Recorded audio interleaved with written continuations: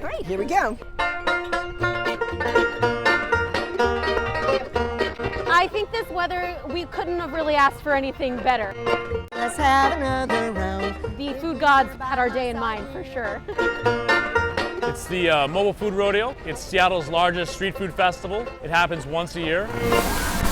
I didn't know it existed until like 2 hours ago. This is not my first rodeo. This is my second rodeo, and we are so prepared. All right, 2 briskets. Well, there's about 35 food trucks. Everything from Japanese hot dogs to American diner food to fusion like marination. It's called Buns, and we do burgers. My truck's name is the My Chef Lynn Food Truck.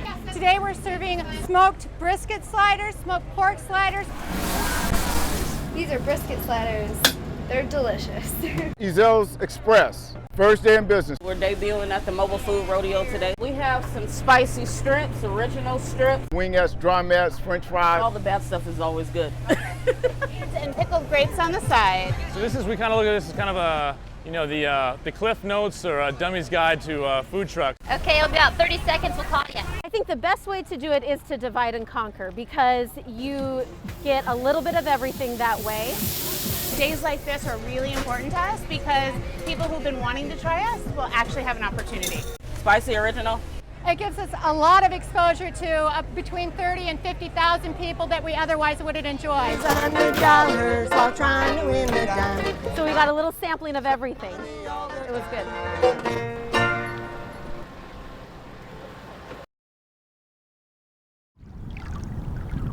3212, male ripes. You wouldn't call this the catch of the day. 696. More like an unwelcome species being evicted from its current home. Female, immature. These are northern pike, a predatory fish first discovered in this area back in 2004.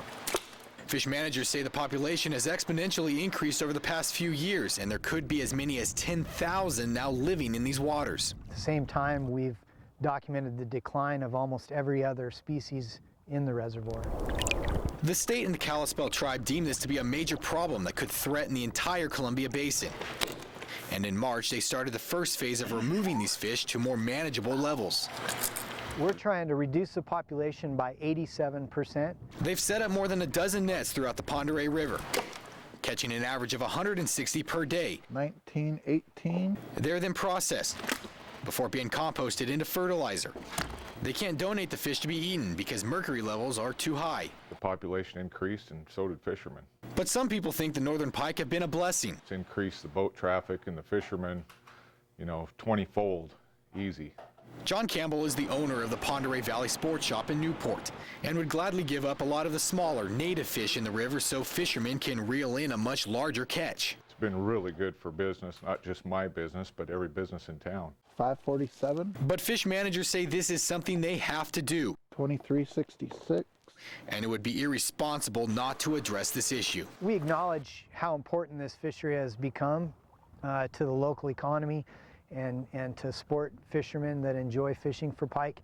However, that comes at a huge cost to every other species in the reservoir, and there's risks to the rest of the Columbia River Basin. Female, immature. In Pend Oreille County, Mike Perry, KHQ Local News. It's been what seems like a winter that just won't end. Oh, it's horrible. It's horrible. Gloomy weather keeping everyone inside. But those cold, dreary days look to be fading away as we finally get a day springing us out of hibernation. Good friends Ashlyn and Mariah We need to do that. We should have been waiting tirelessly for a day just like this. Been cooped up inside for how long? Surprised we haven't had any nice weather yet. The two girls made the most of their morning here at Lake Coeur d'Alene. The lake is beautiful when it's nice out. Before heading off to work later this afternoon. It is so nice out. It's warm and the sun is just trying to peek out a little bit. Just a few feet away. Toe, heel, cha-cha-cha. Michaela and her friends have found an unusual stage. And I told my roommate that every stop that we would make while longboarding, I'd teach her how to line dance. A performance these girls couldn't ask for a better setting. It's beautiful. So nice that it's hot out. So deep. And what would a sunny day on the beach be? How deep do we want to get it? If some kids weren't trying to dig their way to China.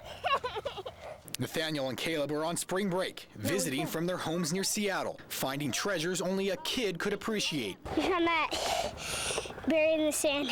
And they too couldn't be more grateful for the changing season. You can do more things in the sun than in the rain. It's only a matter of time before these beaches are filled for the summer. Oh my gosh, do you have rollerblades? And those here today are just getting a glimpse of even better days to come. I think this is like one of the best views in Coeur d'Alene. I mean, it doesn't get any better than this. In Coeur d'Alene, Mike Perry, KHQ Local News. We'll do the extrication part. We'll take the roof off. Let's do it. This week and next week we have some extrication training. Just cut through here, put them on a board and scoot them right out that way. Cut the cars apart to make it easy access together, to get to the patient in the time of an emergency. The space is limited, probably crushing on his body. The majority of our calls that we respond to are medical. Can you move it up against that seat closer there? Accidents that we go on like this are a small percentage of that. If we don't have the training we need, that's going against the patient. Where we can gain some space. Time is of essence with these patients. The quicker we access that patient, get them sent to the hospital, they have a better chance of survival. All right, going in.